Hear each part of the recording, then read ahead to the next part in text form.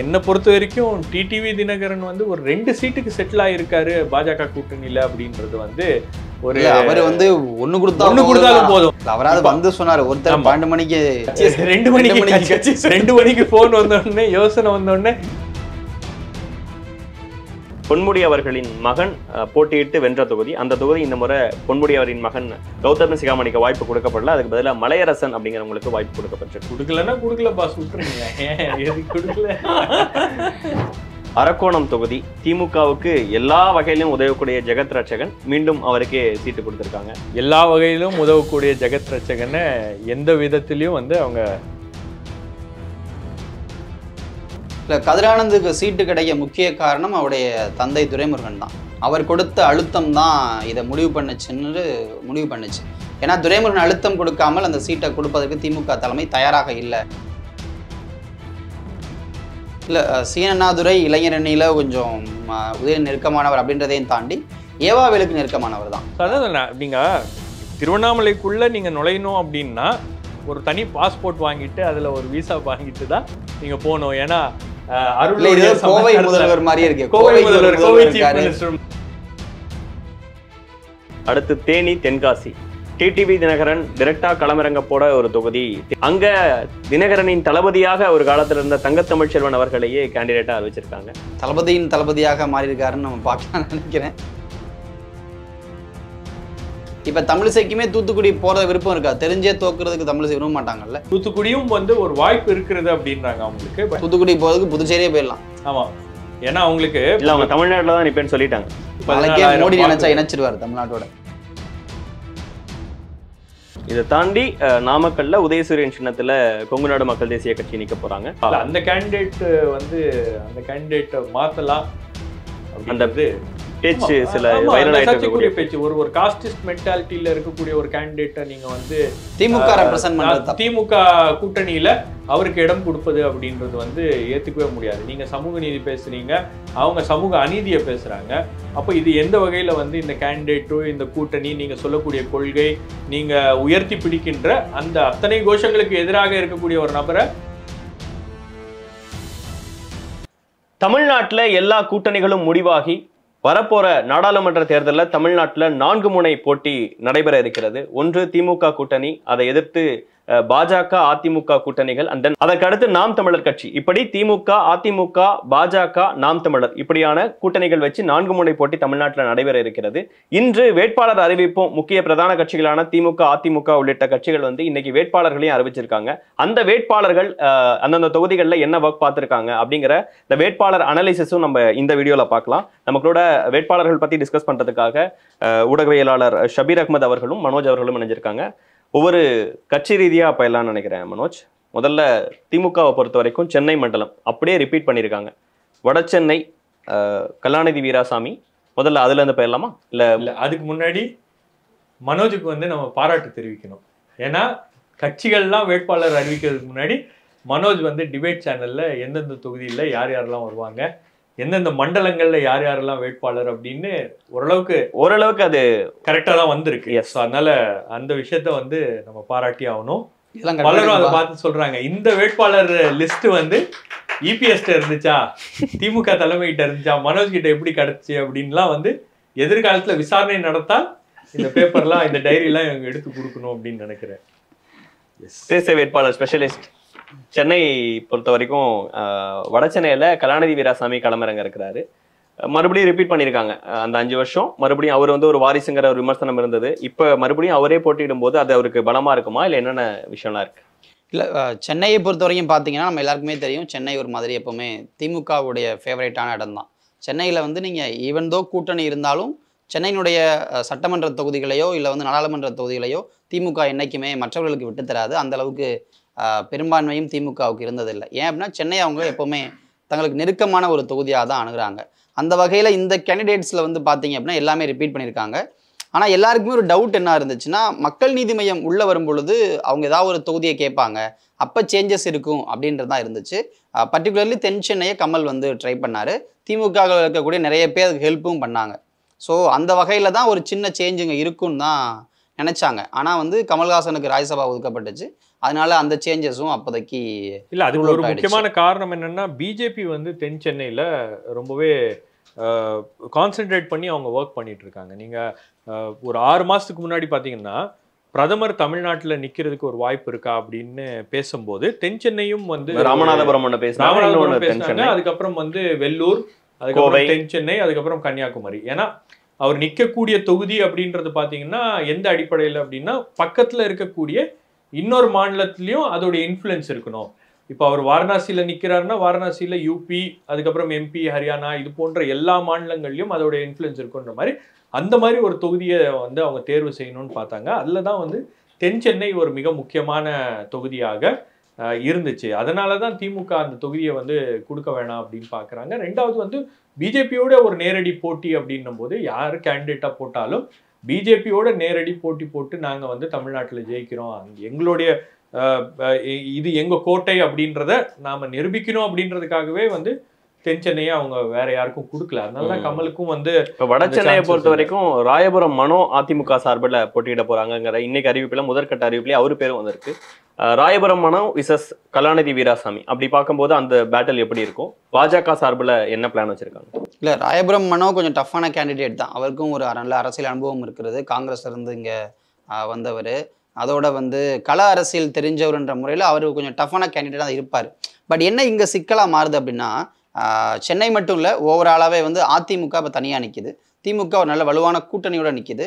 இது இல்லாமல் வட சென்னையில் சற்று வலுவாக இல்லை ஓரளவுக்கு வாக்குகள் வச்சிருக்கக்கூடிய நாம் தமிழரும் இருக்காங்க, பாஜகவும் இருக்குது. இப்போ இந்த ஓட்டுகள்லாம் பிரியுது இல்லையா, அது கலாநிதி வீராசாமிக்கு இன்னும் பெஸ்ட்டாக இருக்கும்.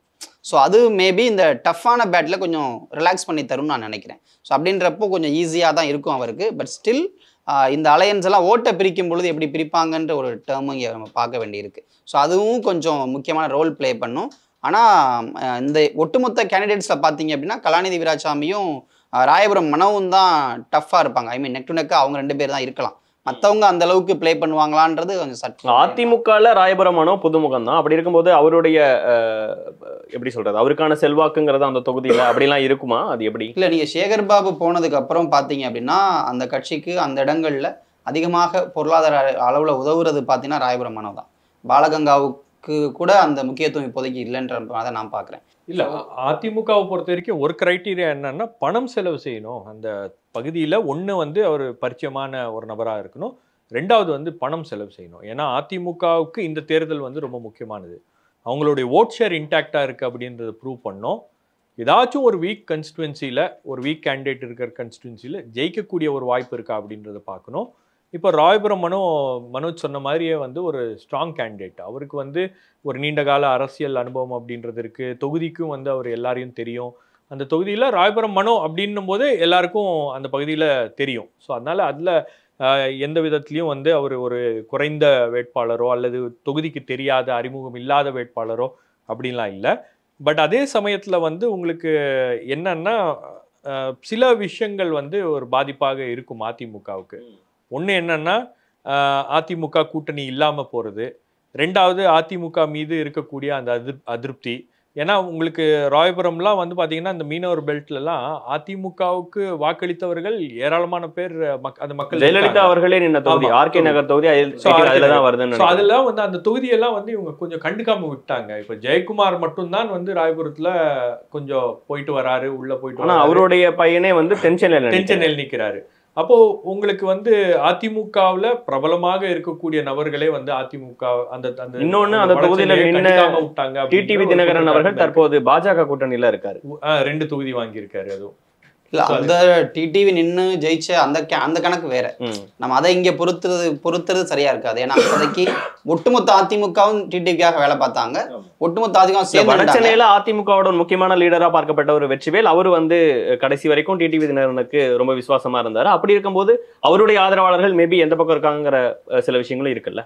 கண்டிப்பா தான். இதெல்லாமே ஒரு மாதிரி எப்படின்னா இந்த ஓட்டுகள்லாம் பிரியுது இல்லை, அந்த இடத்துல நம்ம இதை பார்க்கலாம். இப்போ பாஜக கூட்டணி வாக்குகள்ன்றது ஓரளவுக்கு அமமுகவோட சேர்ந்து பிரியும், நாம் தமிழர் வாக்குகள் ஓரளவுக்கு பிரியும், இந்த பக்கம் அதிமுக வாக்குகள் பிரியும். இங்க பிரியாம இருக்கக்கூடிய வாக்குகள்ன்றது திமுக கூட்டணி தான். ஸோ அப்போ அதனாலதான் இந்த எட்ஜ் அவங்களுக்கு கிடைக்க வாய்ப்பு இருக்கு. நான் இன்னொன்று இந்த ரீசென்ட்லி நடந்த ஃப்ளட்ஸ் இருக்கு இல்லையா, சென்னை ஃப்ளட்ஸ்ல வட சென்னை முற்றிலுமாக புறக்கணிக்கப்பட்டுச்சு. உங்களுக்கு ஒரு பக்கம் வந்து கவர்மெண்ட் வந்து ரியாக்ட் பண்றதுக்கே வடசென்னை போய் ரீச் ஆகுறதுக்கே வந்து சில நாட்கள் எடுத்துக்கிட்டாங்க. சரி, வட சென்னையில இருக்கக்கூடிய அதிமுக ஆட்கள் எங்க இருக்காங்க அப்படின்னு பாத்தீங்கன்னா அவங்களும் களத்துல இல்லை. ஸோ அது ஒரு அதெல்லாம் வந்து ஒரு விஷயம் மக்கள் மனசுல அதெல்லாம் வச்சிருக்காங்க அப்படின்னும் போது ஒரு சின்ன இது இருக்கும் அவங்களுக்கு. அடுத்த முக்கியமான தொகுதி தென் சென்னை தொகுதி. பலரும் கவனம் செலுத்தி அந்த தொகுதியில போட்டியினுடைய நினைச்ச தொகுதி. குறிப்பா சொல்லணும்னா கமல்ஹாசன் அவர்கள், தற்போது ஆளுநர் பதவியை ரிசைன்மெண்ட் வந்திருக்கக்கூடிய தமிழிசை அவர்கள் பாஜக சார்பாக களமிறங்கப்படலாம் அப்படின்னு சொல்லப்படுது. இன்னும் கன்ஃபார்ம் ஆகல. இந்த தொகுதியில தமிழிசை தங்கபாண்டியன் மீண்டும் அதே வேட்பாளராக களமிறக்கியிருக்காங்க. அதிமுக சார்பில் ஜெயக்குமார் அவர்களின் மகன் ஜெயவர்தன் அவர்கள் அங்க போட்டியிடுறாரு. அந்த தொகுதி எப்படி இருக்கும்னு நினைக்கிறீங்க? ரெண்டு பேரோட அதிமுக திமுக வேட்பாளர் பட்டியல்ல என்ன விஷயங்கள்லாம் முக்கியமானதா பாக்குறீங்க அந்த இடத்தை பொறுத்த வரைக்கும்? தென் சென்னை வந்து பார்த்தீங்கன்னா ஓரளவுக்கு சென்னையினுடைய அவுட்ஸ்கர்ட்ஸையும் சேர்த்துக்கிட்டு வருது. சோழிங்கநல்லூர் வரைக்கும் அப்படி வேளச்சேரிலாம் கூட சேர்த்துக்கிட்டு வருது. ஸோ அப்படின்ற அடிப்படையில் பார்த்தீங்க அப்படின்னா கொஞ்சம் இஷ்யூஸை அண்டர்ஸ்டாண்ட் பண்ணி ஓட்டு போடுற மக்கள் கொஞ்சம் அதிகமாக வாழக்கூடிய இடமாக தான் தென் சென்னையுமே இருக்கிறது. தமிழச்சி மேலே பெரிய லெவலில் எந்த அலிகேஷன்ஸும் இல்லை. அவங்க ஓரளவுக்கு இந்த 5 இயர்ஸில் ஓரளவுக்கு ப்ராப்பராக தான் இருந்திருக்காங்க. அண்ட் திமுக தலைமைக்கும் அங்கே அந்த இடையில ஏற்பட்ட சின்ன சின்ன தடங்கள் தானே தவிர அதை தாண்டி அவங்கள மாற்றணுன்ற ஐடியாவும் இல்லாமல் தான் இருந்துச்சு. ஸோ திமுக பொறுத்த வரைக்கும் தமிழச்சி ஒரு ஆப்டான கேண்டிடேட் தான் இந்த தென் சென்னைக்கு.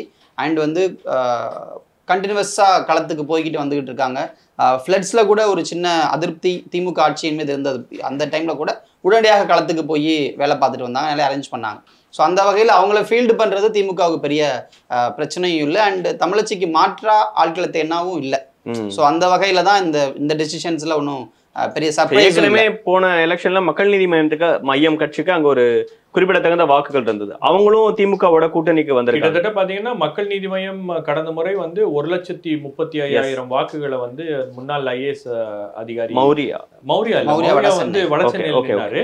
மௌரியா ஆக்சுவலி பாத்தீங்கன்னா ஒரு 1,00,000 ஓட்டு வடசென்னையில வாங்கினாரு. இவர் வந்து ரங்கராஜன் 1,35,000 வாக்குகளை வந்து அவர் வாங்கியிருக்காரு. ஸோ உங்களுக்கு சவுத் சென்னையை பொறுத்த வரைக்கும் வந்து அது ஒரு அர்பன் தொகுதி, முழுக்க நிறைய ஐடி நிறுவனங்கள் இருக்கக்கூடிய இடம், நிறைய வந்து படித்தவர்கள் இருக்கக்கூடிய இடம். அந்த தொகுதியுடைய ப்ரொஃபைலே வந்து கொஞ்சம் டிஃப்ரெண்ட். ஸோ உங்களுக்கு தமிழச்சி தங்கபாண்டியன் திமுகவுக்கு ஒரு ஏற்ற முகமாக இருக்கிறார். பட் எனக்கு தெரிஞ்சு கேண்டிடேட்டை விட அங்கே போட்டி போடுறது வட சென்னையா இருக்கட்டும் தென் சென்னையா இருக்கட்டும், போட்டியில் இருப்பது சேகர் பாபுவும் மாசுவும் தான். ஸோ அவங்க தான் வந்து இவங்களை ஜெயிக்க வைக்கணும். ஜெயிக்க வைக்கலைன்னா அறிவாலயம் பக்கம் போக முடியாது. ஸோ இந்த நெருக்கடிகள்லாம் வந்து அவங்களுக்கு இப்போ உருவாகி இருக்கு. ஸோ கேண்டிடேட் யாராக இருந்தாலும் தலைமை வந்து இவங்க தான் கேண்டிடேட் அப்படின்ட்டாங்கன்னா இவங்களை ஜெயிக்க வைக்க வேண்டிய கடமையும் கட்டாயம் நீங்க ஏற்கனவே குறிப்பிட்ட மாதிரி மாசுவுக்கு இருக்கு. பிரைம் மினிஸ்டரே இங்க கண்டெஸ்ட் பண்ணலாம் அப்படிங்கிற விஷயங்கள்லாம் பேசப்பட்டது. ஏற்கனவே இந்த தொகுதியில ஒரு 1 இயரா எஸ்டி சூர்யா அவர்களும் சரி, கருணாகராஜன் அவர்களும் சரி பாஜக சார்பில் போட்டியிடணும்னு பிளான் பண்ணிட்டு இருந்ததெல்லாம் பார்க்க முடிஞ்சது, பொறுப்பாளராக நியமிக்கப்பட்டு. இப்ப தமிழிசை அவர்கள் அங்க களம் காண்றாங்க. தமிழச்சி வர்சஸ் தமிழிசை வர்சஸ் ஜெயவர்தன், அந்த போட்டி இன்ட்ரெஸ்டிங்கா இருக்குமா? நிச்சயமா அது ஒரு இன்ட்ரெஸ்டிங்கான போட்டி தான். ஏன்னா தமிழிசை உடைய அந்த ப்ரொஃபைல் அப்படின்றது இன்னைக்கு மாறி இருக்கு.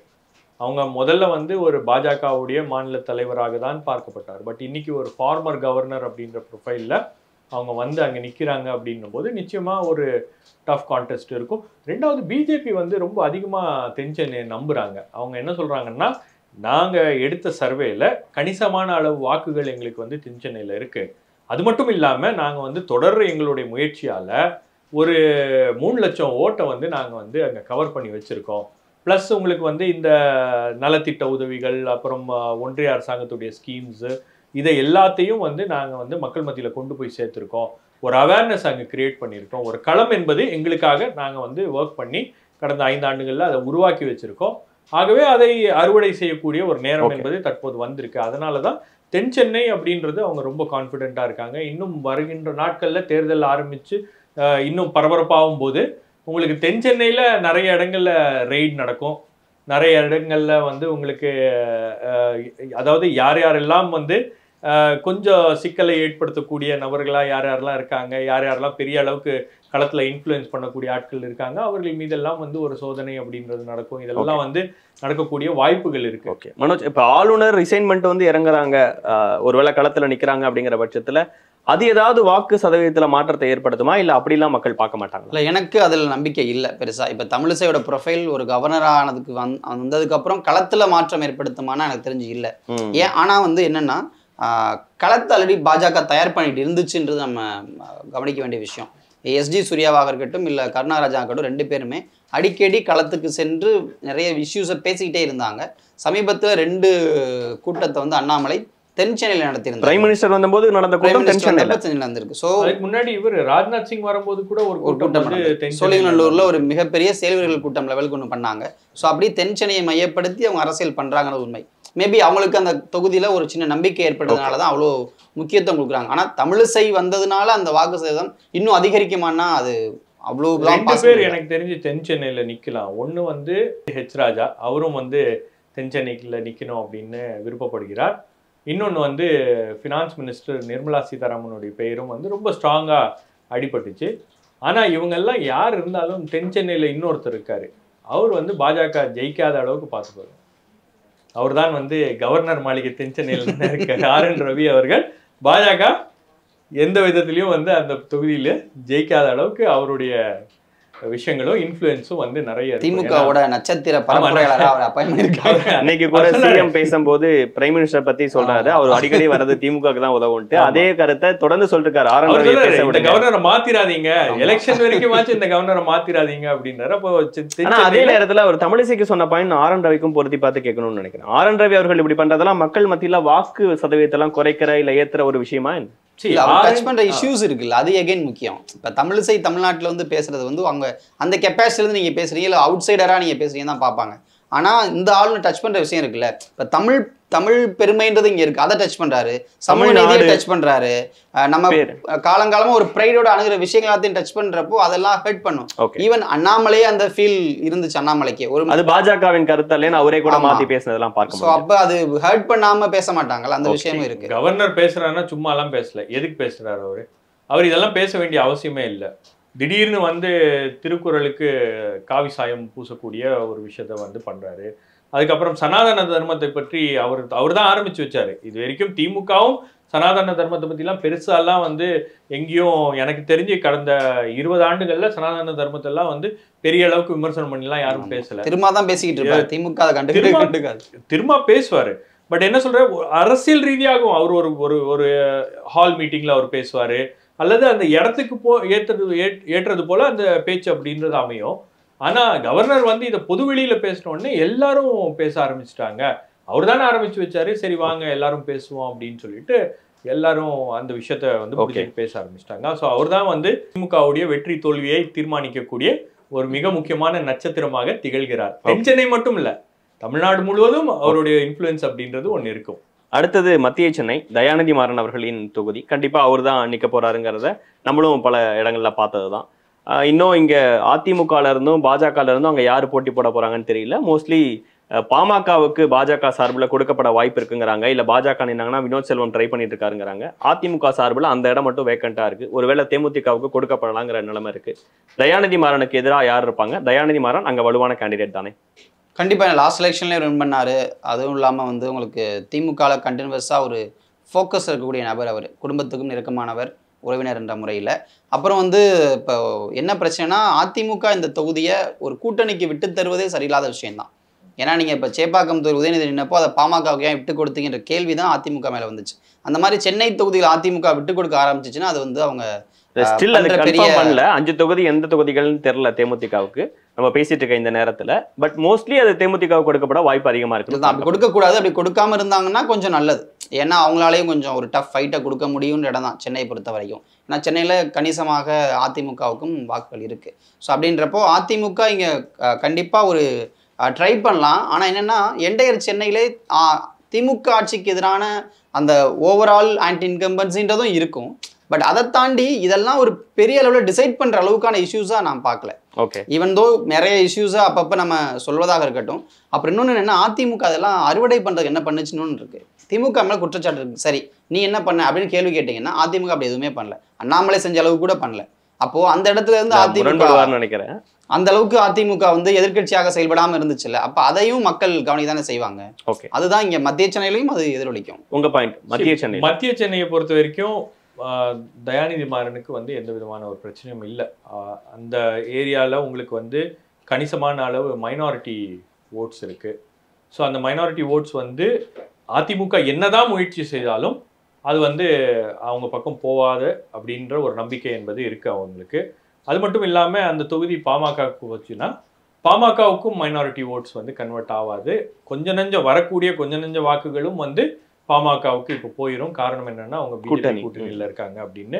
கடந்த முறை ஆக்சுவலாக பார்த்தீங்கன்னா உங்களுக்கு வந்து சாம் பால் 1,46,000 வாக்குகளை வந்து அங்கே அதிமுக கூட்டணி இருந்துச்சு. ஆமாம், அதிமுக கூட்டணி இருந்துச்சு. 1,46,000 வாக்கு வாங்கினாரு. அதுக்கப்புறம் வந்து கமிலா நாசர் எம்என்எம் மக்கள் நீதி மையம் அவங்க வந்து ஒரு 92,000 வாக்குகளை வந்து வாங்கினாங்க.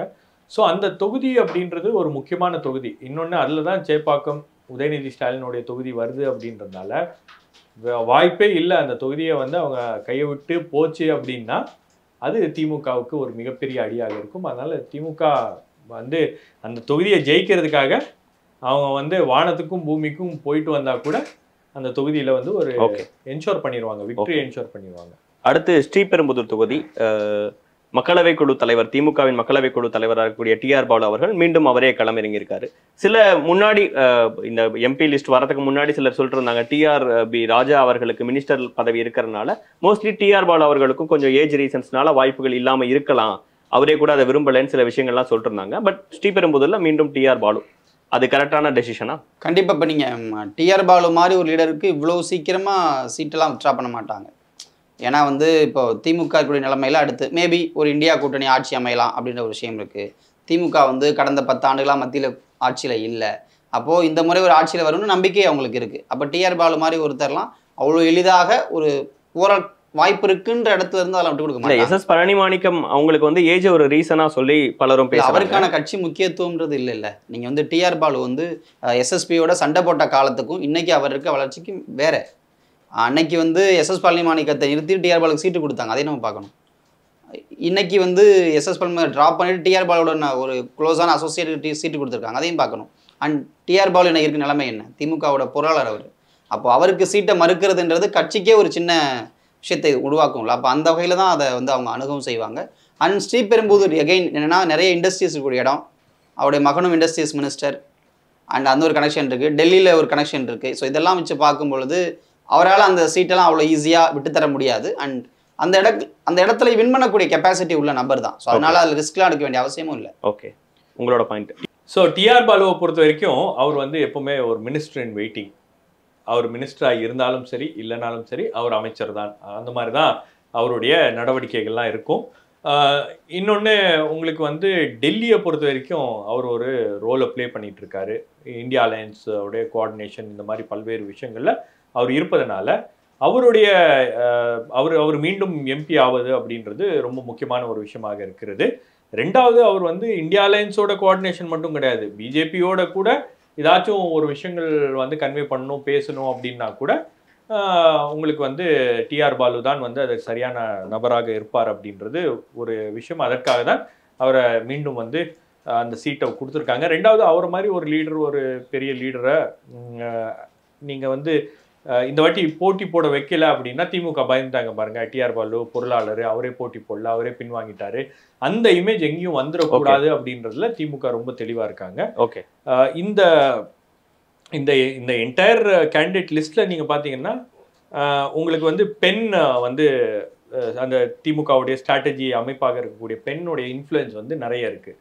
ஆனால் பெண்ணுடைய இன்ஃப்ளூயன்ஸ் வந்து டிஆர் பாலுக்கு சீட்டு கொடுக்க வேண்டாம் அப்படின்ற அளவுக்குலாம் பெண்ணுடைய இன்ஃப்ளூயன்ஸ் கிடையாது. மற்ற சீட்லாம் பெண் டிசைட் பண்ணலாம், பட் டிஆர் பாலு விஷயத்துலலாம் வந்து பெண் டிசைட் பண்ண முடியாது. அது திமுக தலைமை உடைய முடிவு தான் அவருக்கு ரீநாமினேட் பண்றது அப்படின்றது. ஓகே, காஞ்சிபுரம் தொகுதி செல்வம் அவர்களே மறுபடியும் மீண்டும் 2019 ஜெயிச்சு எம்பியா இருக்கக்கூடிய செல்வம் அவர்களுக்கு மீண்டும் சீட்டு கொடுக்கப்பட்டு, அது என்னமோ இல்லை, செல்வம் வந்து செல்வத்தோட அப்பாவே திமுக காரர் தான். அவர் வந்து கட்சி லெவலில் பதவியில் இருந்தார்.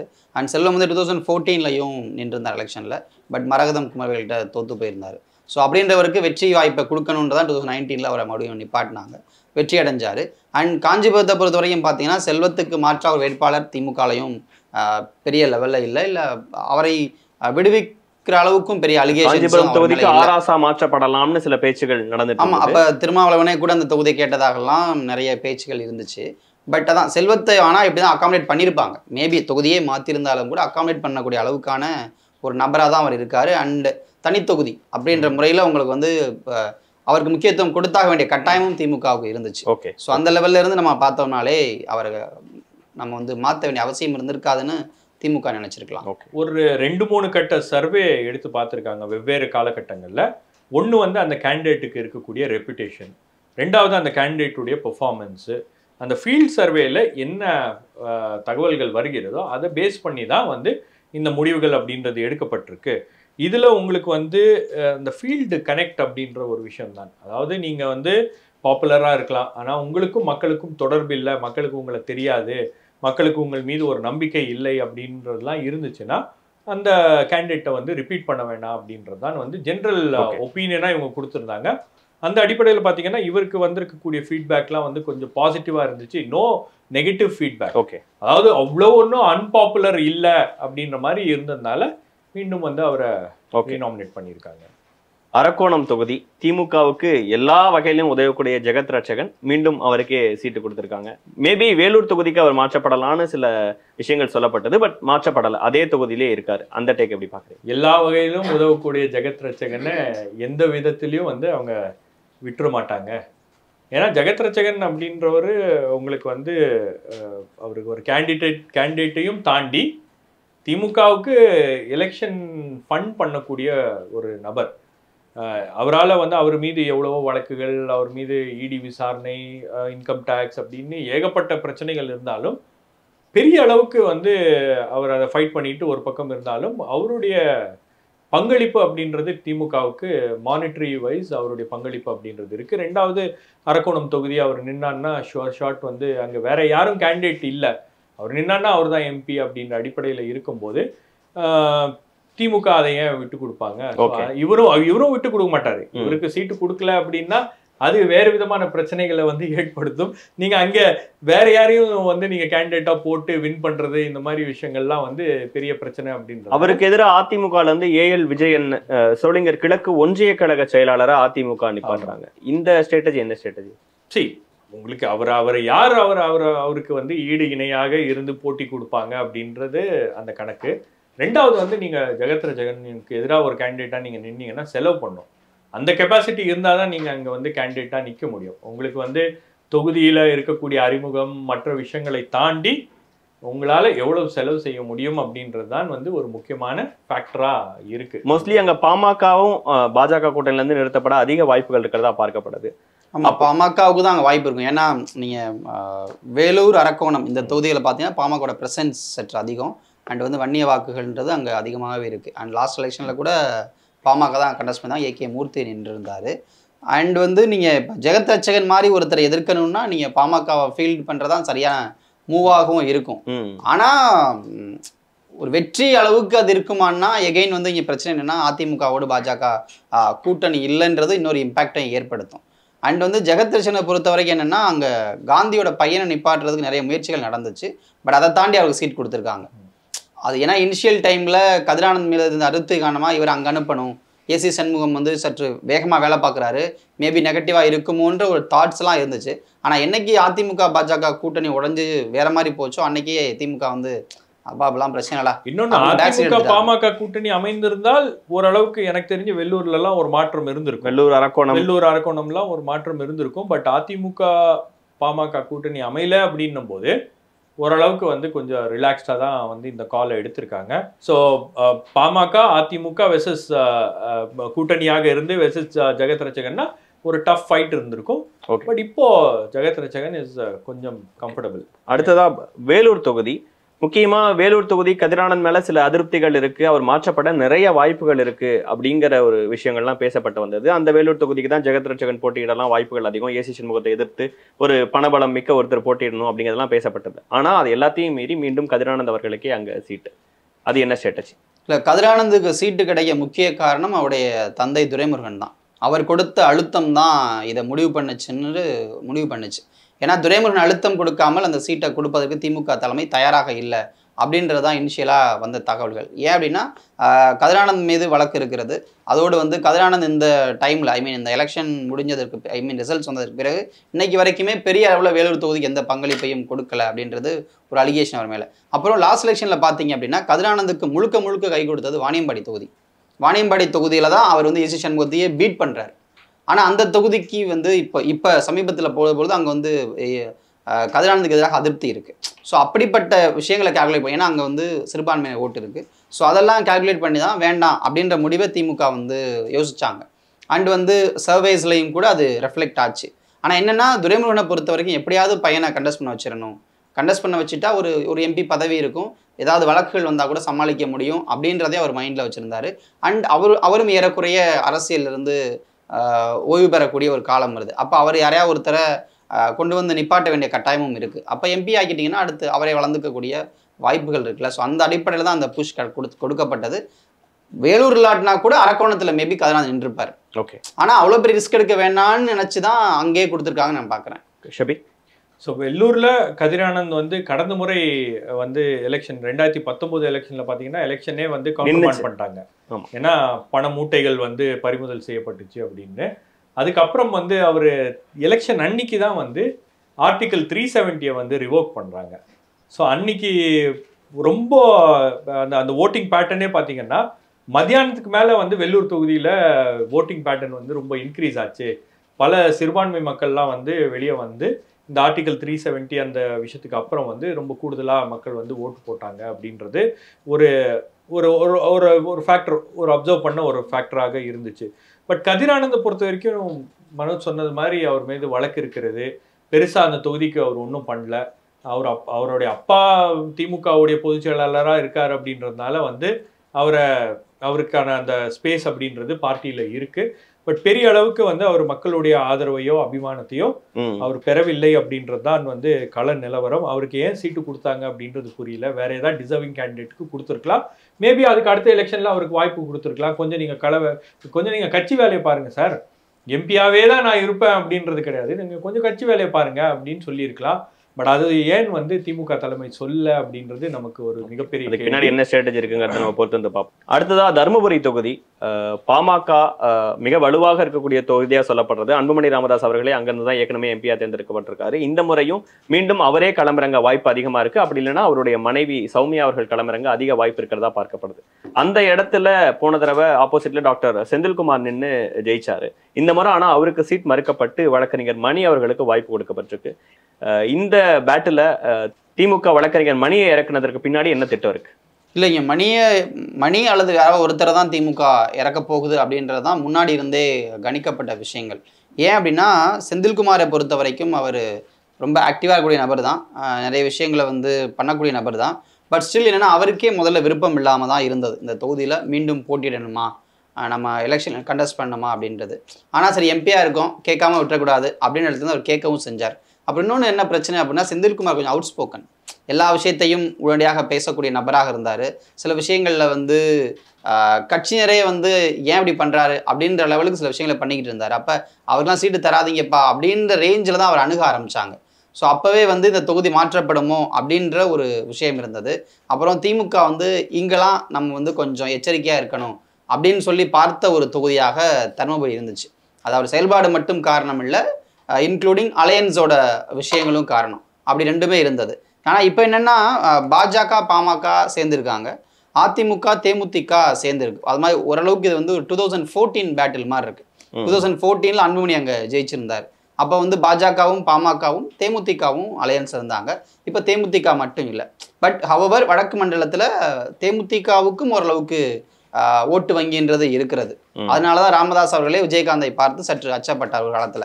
ஸோ அந்த வாக்குகளும் வந்து கண்டிப்பாக இந்த அலையன்ஸ் ஒருவேளை இருந்திருந்தா நல்லா ஹெல்ப் பண்ணியிருக்கும்.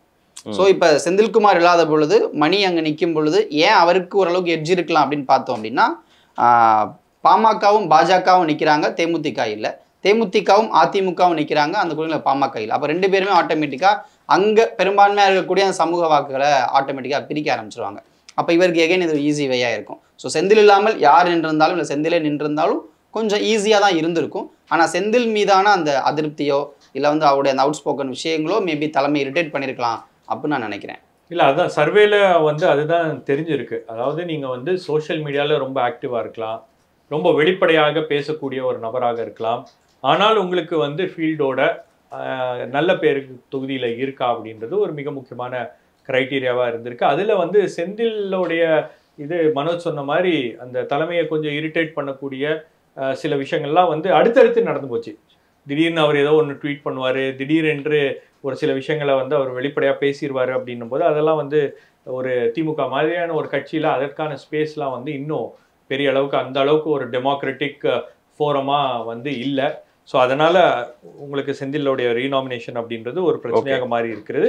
பட் 2019 அந்த ஓட் இது பார்த்தீங்கன்னா பர்சன்டேஜ் பார்த்தீங்கன்னா உங்களுக்கு வந்து ஒரு செந்தில் ஜெயிச்சது வந்து 47% ஓட்டில், அதே போல அன்புமணி ராமதாஸ்க்கு 41% ஓட்டு இருக்கு. அது அதிமுக கூட்டணியோட, அதிமுக பாஜக இவங்க கூட்டணியோட.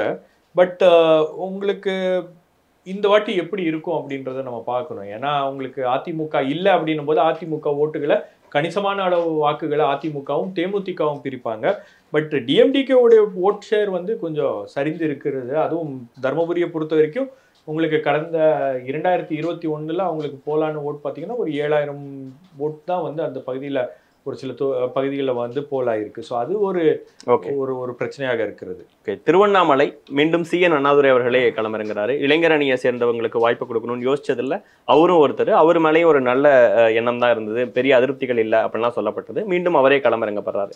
எந்த அதிருப்தி இல்லை, நல்லா செயல்பட்டுருக்காருங்கிறதா மீண்டும் சீட் கொடுக்க காரணமா, இல்ல ஆப்போசிட்ல நிக்கிறவங்க எல்லாத்தையும் யோசிச்சு என்ன டெசிஷன் எடுத்துருக்காங்க? இல்ல CN அண்ணாதுரை இளைஞர் அணியில கொஞ்சம் உதய நெருக்கமானவர் அப்படின்றதையும் தாண்டி ஏவாவேலுக்கு நெருக்கமானவர் தான். அதாவது நீங்க திருவண்ணாமலைக்குள்ள நீங்க நுழையணும் அப்படின்னா ஒரு தனி பாஸ்போர்ட் வாங்கிட்டு அதுல ஒரு விசா வாங்கிட்டு தான் நீங்க போகணும். ஏன்னா கோவை முதல்வர் மாதிரி இருக்கு, கோவை முதல்வர், கோவை சீஃப் மினிஸ்டர் மாதிரி அவர் வந்து திருவண்ணாமலை சீஃப் மினிஸ்டர். ஸோ திருவண்ணாமலையில ஏவாவேலு வந்து சொல்கின்றவர் தான் கேண்டிடேட்.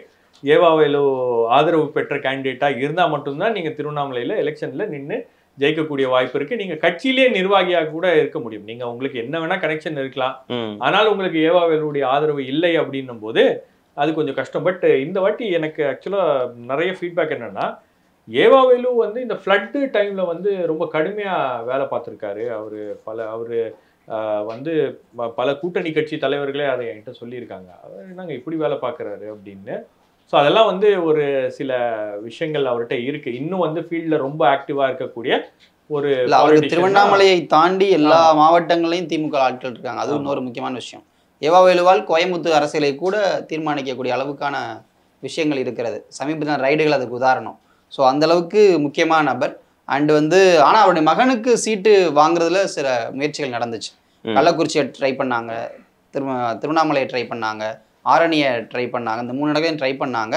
பட் ஏவாவேலு இவ்வளோ ஆக்டிவாக இருக்கும் பொழுது கொண்டு வர்றது சரியாக இருக்காது அப்படின்ற எண்ணத்தில் அது தவிர்க்கப்பட்டதா ஒரு விஷயமும் இருக்கிறது. ஓகே, அடுத்ததாக கள்ளக்குறிச்சி தொகுதி ரொம்ப முக்கியமான தொகுதி. காரணம், பொன்முடி அவர்களின் மகன் போட்டியிட்டு வென்ற தொகுதி. அந்த தொகுதி இந்த முறை பொன்முடி அவரின் மகன் கௌதம சிகாமணிக்கு வாய்ப்பு கொடுக்கப்படல. அதுக்கு பதிலாக மலையரசன் அப்படிங்கிறவங்களுக்கு வாய்ப்பு கொடுக்கப்பட்டிருக்கு. இந்த மலையரசன் யார், அவரோட பின்னணி என்ன, ஏன் பொன்முடி மகனுக்கு வாய்ப்பு வழங்கப்படவில்லை? கொடுக்கலன்னா கொடுக்கல பாஸ், விட்டுருங்க.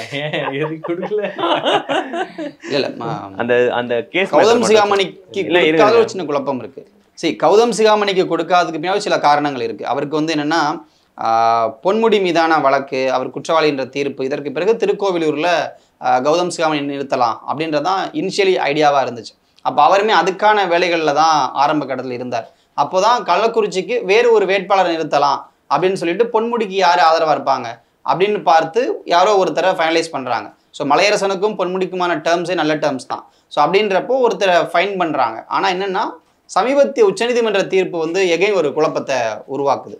என்னடா திடீர்னு நம்ம திருக்கோவிலூருக்காக ஒர்க் பண்ண ட்ரை பண்ணிட்டு இருந்தோம், இப்போ எகைன் கள்ளக்குறிச்சி எலெக்ஷன் வருதே, அங்கே எப்படி அப்படின்ற ஒரு அந்த குழப்பத்தில் தான் இந்த சீட்டு குழப்பமே ஒரு மாதிரி ஆயிருக்கும்னு நினைக்கிறேன். அதுல தான் மலையரசனுக்கு கொடுக்கப்பட்ட கௌதம சிகாமணி மேல இடி கேஸ் அந்த விஷயங்களாமும் இருக்கு. இந்த கேண்டிடேட் லிஸ்ட்லயே உங்களுக்கு பாத்தீங்கன்னா ஒரு கிரைட்டீரியா என்னவாக இருந்துச்சுன்னா, எந்த ஃபினான்ஷியல் டிஸ்பியூட்டோ அல்லது ஒரு ஃபினான்ஷியல் இஷ்யூஸ்ல அவர் மீது எஃப்ஐஆரோ அல்லது ஒரு இடி வழக்கோ ஒரு இன்கம் டேக்ஸ் என்கொயரியோ இதெல்லாம் வந்து இருக்கக்கூடாது அப்படின்றதும் வந்து ஒரு மிக முக்கியமான ஃபேக்டராக இருக்குது. அதையும் வந்து பெண் வந்து ரிசர்ச் பண்ணியிருக்காங்க. ஒவ்வொரு கேண்டிடேட்டுடைய பேக்ரவுண்ட்லையும் பார்க்கும்போது அவர்கள் மீது இருக்கக்கூடிய வழக்குகள் இதெல்லாமே வந்து ஒரு மிக முக்கியமான விஷயமா இருக்குது. அதனால தான் உங்களுக்கு வந்து கோயம்புத்தூரை பொறுத்த வரைக்கும் மகேந்திரனுக்கு சீட்டு கிடைக்காம போனதுக்கும் அதுக்கு ஒரு காரணம் அவர் மீது வந்து ஒரு இன்கொயரி மாதிரி இருக்கு. அதே போல நிறைய பேர் வந்து நாமினேட் ஆகணும் அப்படின்னு சொல்லிட்டு அவங்க நாமினேஷன் ஃபைல் பண்ணியிருக்காங்க. பட் இந்த ஒரு கிரைட்டீரியாவில் இருந்ததுனால ஒரு இடி இன்கம் டேக்ஸ் இந்த மாதிரி கேசஸ்லாம் இருக்கும்போது அது ஒரு பிரச்சனையாக மாறும் அப்படின்றதும் வந்து ஒரு முக்கியமான விஷயமாக இருக்கிறது. அடுத்து சேலம் எடப்பாடி பழனிசாமியின் சொந்த தொகுதி. எடப்பாடி பழனிசாமி அது அதிமுகவின் கோட்டையா அதை மாத்திருக்காரு. கடந்த 5 வருஷம் சிஎம்ஆ இருந்தபோது பல்வேறு முன்னேற்றங்களை பண்ணியிருக்காரு. ஸோ சேலம் தொகுதியில எப்படியாவது மற்ற எந்த இடங்கள்ல தோத்தாலும் அந்த இடத்துல ஜெயிச்சிருங்கிறதுல ரொம்ப தீவிரமா இருக்காருன்னு சொல்லப்பட்டது. அங்க எடப்பாடி பழனிசாமிக்கு அரசியல் சீனியர் செல்வ கணபதியை களமிறக்கியிருக்காங்க. இல்லை, அது எதிர்பார்த்தது தானே. இப்போ அவர் வந்து டிஸ்குவாலிஃபைடாக இருந்தார். அவருடைய ஜட்மெண்ட் வந்து ஓவர் டர்ன் ஆனதுக்கு அப்புறம் அவருக்கு மீண்டும் வாய்ப்பு கொடுக்க வேண்டும் அப்படின்றதுல திமுக தலைமையே வந்து ரொம்ப இதுவாக இருந்துச்சு. ஏன்னா அவரை வந்து ஆக்சுவலாக பார்த்தீங்கன்னா உங்களுக்கு 2021 தேர்தலில் அவர் ரொம்ப கடுமையாக வந்து சேலம் மற்ற பகுதிகள்லாம் வந்து திமுகவுக்காக வேலை பார்த்துருக்காரு. அவர் தான் வந்து பொறுப்பாளராக இருந்தார் நினைக்கிறேன். அவரும் வந்து இல்லை, அவரு மலைச்சாமி முத்துசாமி சாரி 2021 தேர்தலில் செல்வ கணபதி அதுக்கப்புறம் முத்துசாமி இவங்கெல்லாம் வந்து அந்த கொங்கு பகுதியில் ஒரு மிக முக்கியமான ரோலை வந்து ப்ளே பண்ணிட்டு இருந்தாங்க. அதனால வந்து அவருக்கு ஒரு வாய்ப்பு இருக்கு. பிளஸ் தொகுதிக்கு அறிமுகமான ஒரு நபர் திமுகவே விரும்புது. And he is a very good parliamentarian அப்படின்வாங்க. Because his debating skills are good. அவர் வந்து இங்கிலீஷ் பேசுறது, ஆங்கில புலமை, இந்த விஷயங்கள்லாம் வந்து ரொம்பவே நல்லா இருக்கு அப்படின்னும் போது அவரை மாதிரி ஒரு ஆளை வந்து நம்ம கொண்டு வரணும். அதிமுகவை பொறுத்த வரைக்கும் பி விக்னேஷ் கழக புரட்சி தலைவி பேரவை துணை செயலாளராக இருக்கக்கூடிய விக்னேஷ்ங்கிறவரை சேலத்துல களமிறக்குறாங்க. எடப்பாடி பழனிசாமியின் ஊர்ல களமிறக்குறாங்க. இங்க செல்வ கணபதி களமிறங்குறாங்க. இது எப்படி பேட்டில் இருக்கும்? இல்லை, விக்னேஷ் வந்து அதிமுக அம்மா பேரவையில் துணை செயலாளர் இருக்காரு. அதோட வந்து ஓமலூர் எம்எல்ஏவோட உறவினர் கூட, மணியோட உறவினர் கூட. அண்ட் வந்து அதிமுக சேலமில் பார்த்தீங்கன்னா ஆல்மோஸ்ட் எல்லா ஒரு தொகுதியை தாண்டி மற்ற எல்லா அசம்பிளி கான்ஸ்டுவன்சிஸ்லையும் அதிமுக தான் இப்போ எம்எல்ஏஸ் ஆகிருக்கிறாங்க. அப்படின்றப்ப யாரை நிப்பாட்டினாலும் ஓரளவுக்கு நல்ல வாக்குகளை வாங்க முடியும் நம்பிக்கை அவங்களுக்கு இருக்குது.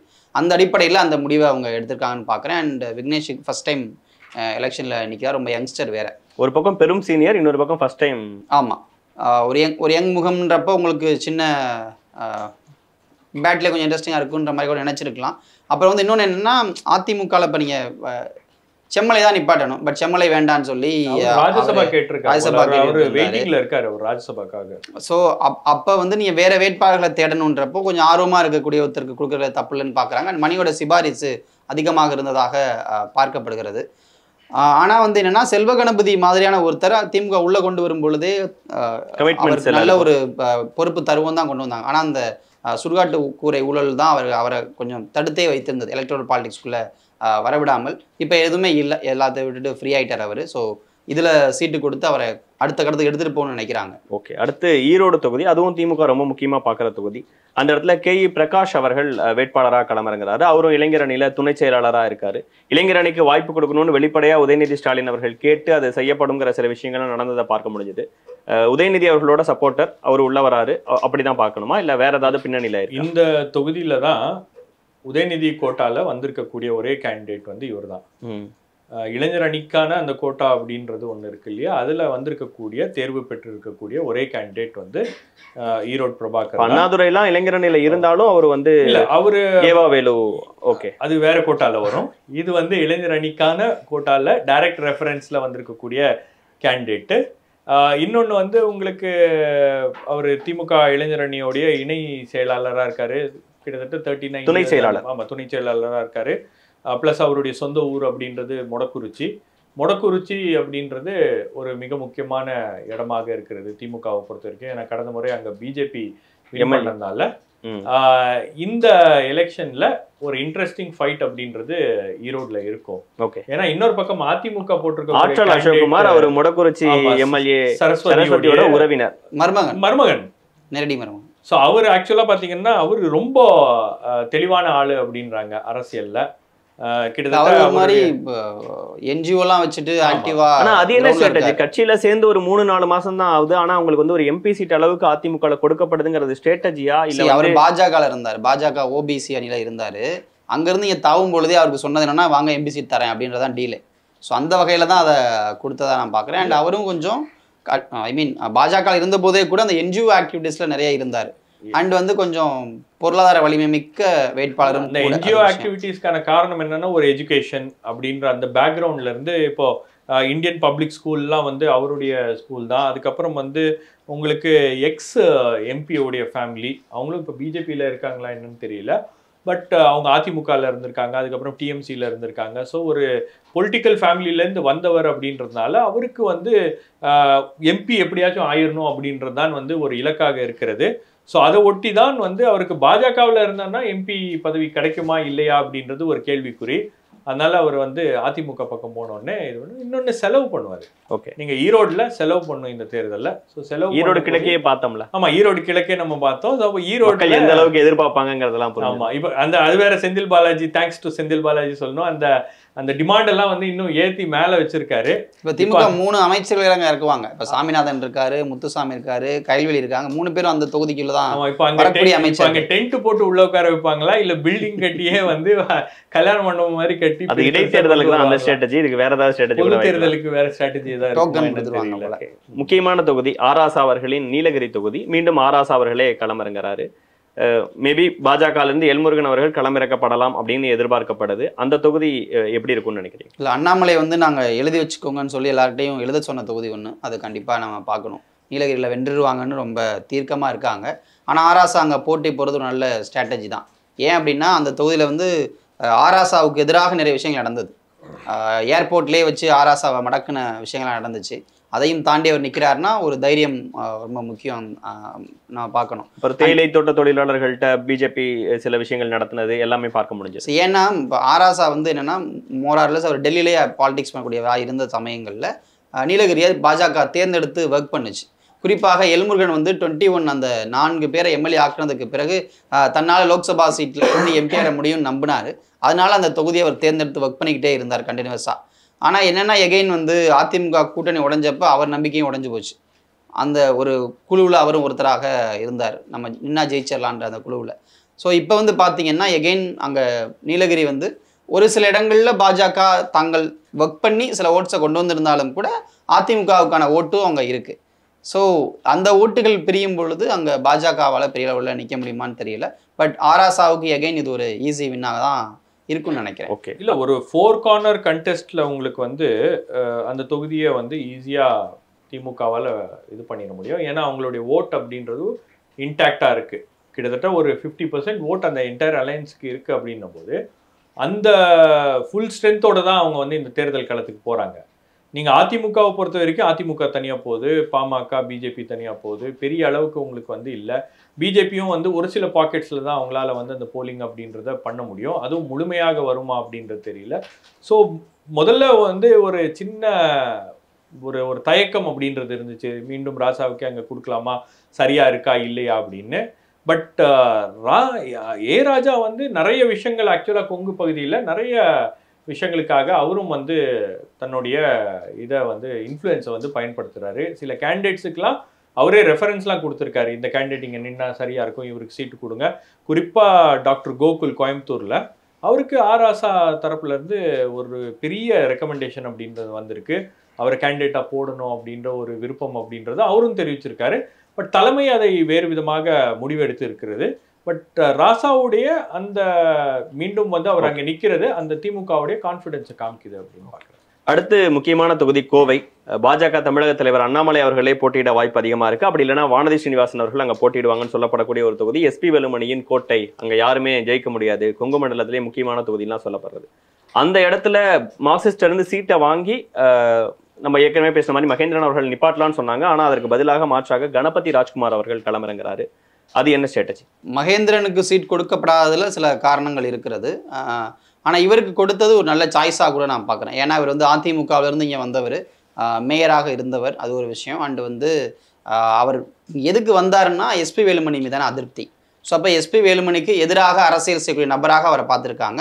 அண்ட் செந்தில் பாலாஜி கூட எகைன் அவர் ரொம்ப க்ளோஸாக இருந்த நபர் தான். ஸோ அந்த இடத்துல இருந்து அவருக்கு சீட் கொடுத்ததுக்கு ஹி இஸ் டிசர்விங் அப்படின்னு நம்ம பார்க்கலாம். அண்ட் வந்து கொங்கு மண்டலத்தில் குறிப்பாக கோவையில் ஜெயிக்க வேண்டிய கட்டாயம் இப்போ உதயநிதிக்கும் வந்திருக்கு.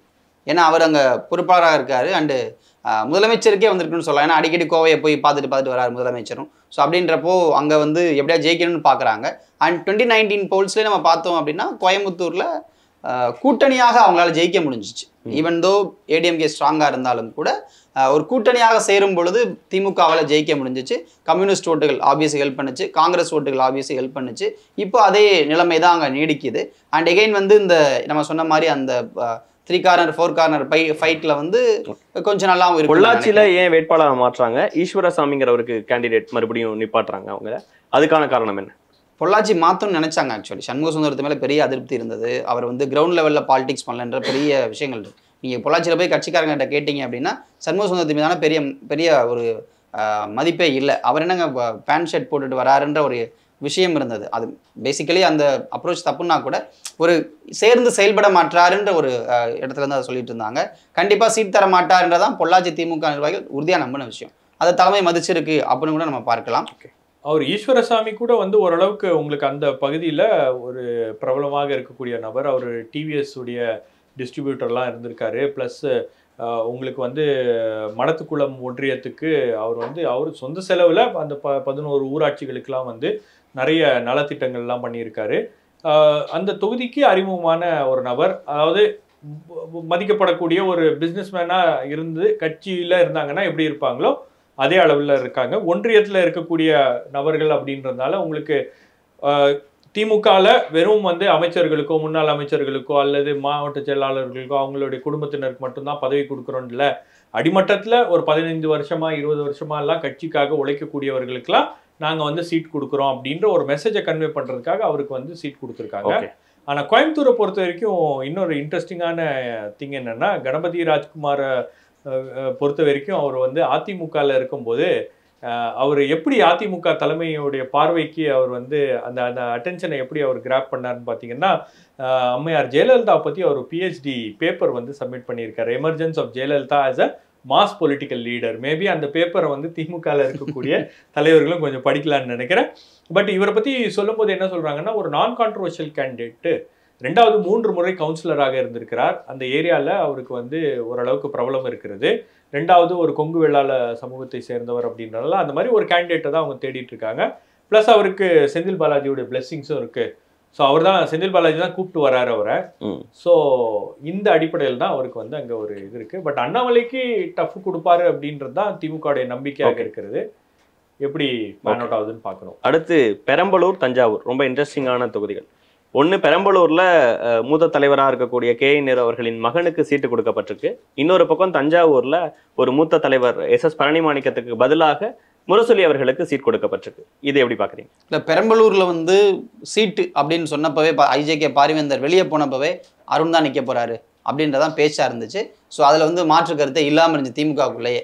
திமுகலே அருண் வேட்புமனு தாக்கல் பண்ண உடனேயே ஃபிக்ஸ்டுரா அப்படி தான் பேசிக்கிட்டாங்க. ஸோ ரியாலிட்டியில் அது வந்திருக்கு. ஏன்னா பாரிவேந்தர் ரிசைன் பண்ணதற்கு பிறகு அருணோட ஆக்டிவிட்டிஸ் பெரம்பலூர் ரொம்ப அதிகமாக இருந்துச்சு. பிறந்த நாளுக்கு ஒட்டப்பட்ட போஸ்டர் வந்து பெரம்பலூரை மறைக்கலாம், அவ்வளோ போஸ்டர்கள் ஒட்டப்பட்டிருந்துச்சு. ஸோ அந்தளவுக்கு ஜெகஜோதியாக இருந்துச்சு. அண்ட் KN ஆக்டிவிட்டிஸ் அதிகமாக இருக்கக்கூடிய தொகுதி. ஏறக்குறைய திருச்சியை அப்படியே லைட்டாக மறந்துட்டு இந்த பக்கம் வந்துட்டார் அப்படின்னு அளவு கூட சொல்லலாம். அந்தளவுக்கு அது தன்னுடைய கோட்டையாக மாற்றிக்கிட்டு இருக்கார் சமீபத்தில். ஸோ அதனால் அதில் பெரிய ஆச்சரியம் இல்லை. ஆனால் SS பழனிமாணிக்கத்துக்கு சீட்டு மறுக்கப்பட்டது சற்று ஆச்சரியமான விஷயம்தான். ஏன்னா அவர் கொஞ்சம் ஆரம்ப கால திமுகவிலிருந்து இருக்கக்கூடிய நபர், நிறைய முறை தேர்தல்களில் வென்று வென்று வென்று உருவான நபர். 2014 தான் TR பாலோட சண்டையில் சீட்டு மறுக்கப்பட்டது. அப்படிப்பட்ட நபருக்கு இந்த முறை ஏன் மறுத்தாங்கன்னா, சமீபத்தில் முதலமைச்சரை சந்திக்கும் பொழுதே வயசாயிடுச்சு, நீங்கள் நிற்க வேண்டாம் அப்படின்னு CMA சொன்னதாகவும், அதோட சர்வேல கூட அவர் மேலே பெரிய மக்கள்கிட்ட பெரிய நல்ல பெயர் இல்லைன்னு சொல்லதாகவும் தகவல்கள் இருக்கிறது. பட் முரசொலி மாதிரி ஒருத்தருக்கு கொடுத்தது சற்று ஆச்சரியம்தான். யங்ஸ்டர்னு பார்க்கப்படுது அவரையும். ஒரு நியூ கேண்டிடேட் தான். Plus DMK family. ஸோ அவர் SS பழனிமாணிக்கத்தின் ஆதரவாளர்கள் அவங்க வந்து எப்படி இதை பொறுத்துக்குவாங்களா இல்லை அந்த மாதிரிலாம் அதில் பார்க்க வேண்டாம்? ஆதரவு மட்டம்ன்றதே குறைஞ்சிருச்சு ஆக்சுவலி. ஏன்னா அவர் கட்சியிலையுமே பார்த்தீங்க அப்படின்னா அவர் MP இருக்கார்ல, அதை தாண்டி பெரிய லெவலில் பொறுப்புகள் இல்லை அவர். அண்ட் அவருக்கான ஆதரவு வட்டம் ஒரு காலத்தில் பெருசாக இருந்துச்சு. ஒரு காலத்தில் இங்கே வந்து தஞ்சாவூரை வந்து SS பழனிமாணிக்கம் இல்லாமல் நினைக்கவே முடியாதுன்ற காலம். கோசிமணியினுடைய நெருக்கத்தில் அவர் அவ்வளோ பெரிய ஆளாக இருந்தார் அங்கே. இப்போ அப்படி இல்லை. ஓகே, இன்னைக்கு அது ரொம்ப வேற மாதிரி ஆகிவிட்டது தஞ்சாவூர். ஓகே, உங்கள்கிட்ட 2வது உங்களுக்கு தஞ்சாவூர்ல சொல்லும் போதே வந்து முதல்வர் அதை அழுத்தி என்ன சொல்றாரு, முரசொலியே நிக்கிறது அப்படின்னு சொல்றாரு. அப்போ அது ஒரு மெசேஜோட தான் அவர் கன்வே பண்றாரு. முரசொலி அப்படின்ற கேண்டிடேட் என்னுடைய கேண்டிடேட்டு, நீங்க வந்து அங்கே எதுவும் பண்ணிடாதீங்க. இந்த உட்கட்சி பிரச்சனை அப்படின்றது திமுகவில் ஒரு பெரிய பிரச்சனையாக இருக்கிறது. உங்களுக்கு அது கோயம்புத்தூர்லயும் இருக்கு. அதே போல உங்களுக்கு வந்து சேலத்து நிர்வாகிகள்லாம் கூப்பிட்டு பேசும்போது உதயநிதி அவர்கள் டைரக்டாவே அந்த கேள்விகளை கேட்டதை இருக்கு. அதுக்கப்புறம் வந்து உங்களுக்கு வந்து திருநெல்வேலியில இருக்கு. இப்போ பல பகுதிகளில் உள்ளுக்குள்ளேயே அந்த முரண்பாடுகள்லாம் இருக்கு அப்படின்னும் போது திமுக தலைமை வந்து கேண்டிடேட்டை செலக்ட் பண்ணும்போது அவங்க அந்த இன்ஸ்ட்ரக்ஷன்ஸோட தான் வந்து பார்ட்டி ஒர்க்கர்ஸுக்கு கன்வே பண்றாங்க. எந்த இடத்துலையும் வந்து நாம தேர்ந்தெடுக்கக்கூடிய கேண்டிடேட்டை நீங்க வந்து ஏதாவது ஒன்று பண்ணி அவர் தோத்துட்டாரு அப்படின்ற மாதிரி வந்துச்சுன்னா அது தலைமைக்கு செய்யக்கூடிய ஒரு துரோகமாக கருதப்படும் அப்படின்றதும் வந்து கன்வே பண்ணியிருக்காரு. ஏன்னா சமீபத்தில் சிஎம் பேசும்போது கூட நீங்க பாத்தீங்கன்னா தேர்தலுக்கு பிறகு நிறைய மாற்றங்கள் இருக்கும், கட்சியிலும் சரி அதே போல உங்களுக்கு வந்து இதுலயும் பல மாற்றங்கள் இருக்கும் அப்படின்னு சொன்னாரு. அதெல்லாம் வந்து ஒரு மெசேஜை வந்து அவர் கன்வே பண்ணிட்டே இருக்காரு. அவருக்கு தெரியும் உள்ள என்ன நடக்குது அப்படின்றது, தலைமையும் உணர்ந்து இருக்கிறது. But SS. பழனிமாணிக்கத்துக்கு சீட்டு கொடுக்காதது கதிரானந்துக்கெல்லாம் கொடுத்துருக்கும் போது எஸ்.எஸ். பழனிமாணிக்கம் ஒன்றும் இது இல்லை. நீங்க வந்து ரொம்ப லாங் டேர்மா பார்ட்டியில இருக்கக்கூடிய ஒரு ரொம்ப சீனியர் லீடர், ஆகவே நீங்க அவருக்கு சீட்டு கொடுக்காதது ஒரு சின்ன சர்ப்ரைஸ் தான். ஓகே, அடுத்து தேனி தென்காசி. டிடிவி தினகரன் டைரக்டா களமிறங்க போட ஒரு தொகுதி தேனி தொகுதி. அங்க அமமுகவுக்கு சீட் கிடைக்க வாய்ப்பு இருக்கு. இன்னும் அபிஷியலி கன்ஃபார்ம் ஆகல. 2 தொகுதிங்கிறது கன்ஃபார்ம் ஆயிருக்கு. அங்க தினகரனின் தளபதியாக ஒரு காலத்துல இருந்த தங்கத்தமிழ்ச்செல்வன் அவர்களையே கேண்டிடேட்டா அறிவிச்சிருக்காங்க. அதை எப்படி பாக்குறீங்க? தளபதியின் தளபதியாக மாறி இருக்காருன்னு நம்ம பார்க்கலாம்னு நினைக்கிறேன். அண்ணனை எதிர்த்து நிற்பாரான்னு தெரியல. அண்ணன் நின்றாருன்னா அவர் நிற்பாருன்னு பார்க்குறேன். ஆனால் கொஞ்சம் இன்ட்ரெஸ்டிங்கான விஷயமா தான் இருக்கும். ஏன்னா வந்து தேனி அதிமுகவுடைய கோட்டை, அதோட வந்து எல்லாருமே ஒரு மாதிரி பாப்புலராக அங்கே இப்போ நிற்க போகிறாங்க. தேனி அதிமுக வேட்பாளரும் அறிவிக்கப்பட்டாரு. நாராயணசாமிங்கிறவங்களுக்கு சீட் கொடுத்துருக்காங்க. தேனி கிழக்கு ஒன்றிய கழக செயலாளருக்கு இந்த வாய்ப்பு கொடுத்துருக்காங்க. ஸோ இப்படி இப்போ தேனியை பார்த்தீங்கன்னா கொஞ்சம் இன்ட்ரெஸ்டிங்கான பேட்டில் தான் இருக்குது. மோத போகிற எல்லாருமே அதிமுக காரங்க அப்படின்ற ஒரு விஷயத்தையும் நம்ம பார்க்க வேண்டியிருக்கு. அப்போ யார் ஓட்டு யாருக்கு போகும், இல்லை எப்படி பிரிய போகுது அப்படின்ற பேட்டில் இன்ட்ரெஸ்டிங்காக இருக்குது. But still AIADMK last time அங்கே வின் பண்ணியிருந்தாங்க, அந்த ஒரு நம்பிக்கை அவங்களுக்கு இருக்கும். ஆனால் வந்து வேட்பாளர் இப்போ அதே ரவீந்திரநாத்தோ இல்லை ஓபிஎஸ்ஓ இல்லை அப்படின்ற ஒரு சின்ன பின்னடைவும் அவங்களுக்கு கண்டிப்பாக இருக்கலாம். பட் ஸ்டில் ஒரு நல்ல போட்டியாக தான் இருக்கும். அவர் 2019 தங்கத்தமிழ்ச்செல்வன் இண்டிபெண்டா நின்னார் இல்லையா? அமமுக சார்பா நின்னாரு. அமமுக சார்பா நிற்கும் போதே அவர் வந்து 1,43,000 வாக்குகளை பெற்று இருக்கிறார். தினகரனின் வேட்பாளரா நின்னாரு. தினகரனுக்கு எதிராக நிற்கிறாரு. அப்புறம் இவிஎஸ் இளங்கோவன் வந்து போன முறை வந்து ஒரு 4,25,000 வாக்குகளை வாங்கியிருக்காரு. ரவீந்திரநாத் குமாரே கொஞ்சம் டஃப்பா தான் இருந்துச்சு. இன்னும் கொஞ்சம் இவிகேஎஸ் முயற்சி பண்ணியிருந்தாருன்னா போன வாட்டி தேனியிலையும் வந்து வெற்றி பெற்றிருக்கலாம். ஸோ போன முறை தங்கத்தமிழ்ச்செல்வன் வந்து அங்க இண்டிபெண்டன்ட் கேண்டிடேட்டா, அதாவது அமமுக வேட்பாளராக நிற்கிறாரு. 1,43,000 வாக்குகளை பெறுகிறார். இவிகேஎஸ் பார்த்தீங்கன்னா உங்களுக்கு வந்து 4,25,000 வாக்குகள். அதே மாதிரி ரவீந்திரநாத் குமாருக்கு வந்து ஒரு 5 லட்சம் வாக்குகள், ஒரு 5,000. தங்கத்தமிழ்ச்செல்வன் ஓட்டும் இவிகேஎஸ் ஓட்டும் சேர்ந்து இருந்ததுன்னா ரவீந்திரநாத் குமார் தோக்கடிச்சிருக்கலாம். இன்னும் கொஞ்சம் இவிகேஎஸ் இன்னும் கொஞ்சம் புஷ் பண்ணி நல்லா ஒர்க் பண்ணியிருந்தாருன்னா திமுக அணி கொஞ்சம் நல்லா ஒர்க் பண்ணியிருந்தாங்கன்னா தேனியில வந்து அதை பண்ணியிருக்கலாம். பட் அது அவங்க கொஞ்சம் லைட்டா எடுத்துக்கிட்டாங்க அப்படின்னு பாக்குறேன். ஆர்வன் மாதிரியான ஆட்களுக்கு மறுத்தது கூட ஒரு காரணமா இருக்கு. நீங்க தேனி ஆண்டிப்பட்டி இந்த ஏரியாலாம் வந்து ஆர்வனுக்கும் வந்து அங்க ஓரளவுக்கு செல்வாக்கு இருக்கிறது. அவங்க அதை பண்ணாம இருந்தது வந்து ஒரு பெரிய விஷயம்.